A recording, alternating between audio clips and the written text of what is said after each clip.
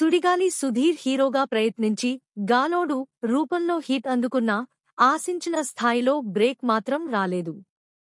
దీంతో మళ్లీ యాంకర్గా బిజీ అవుతున్నాడు.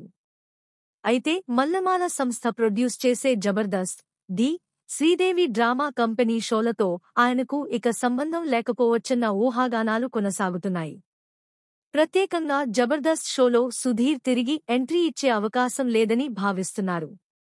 ఒకప్పటి జబర్దస్త్ స్టార్ అయిన సుధీర్ గెటప్ శ్రీను, రామ్ ప్రసాద్లతో కలిసి జబర్దస్త్ను ఓ వెలుగు వెలిగించాడు. ఢీ షోకి యాంకర్గా వచ్చి ప్రత్యేక గుర్తింపు పొందాడు. కానీ హీరోగా అడుగుపెట్టిన తర్వాత ఈ షోలన్నింటినీ వదిలేశాడు. మీడియాలో ఎదురైన ప్రశ్నలకు స్పందిస్తూ మల్లమాల సంస్థతో తనకు విభేదాలు లేవని, వారి అనుమతితోనే బయటకు వచ్చారని చెప్పారు. కొత్త షోపై చర్చలు జరుగుతున్నాయని కూడా వెల్లడించారు. అయితే ఇటీవల జబర్దస్త్ 12 ఏళ్ల మెగా ఈవెంట్కు అన్ని కీలక పాత్రధారులు హాజరవుతుండగా సుధీర్ మాత్రం కనిపించకపోవడం గమనార్హం.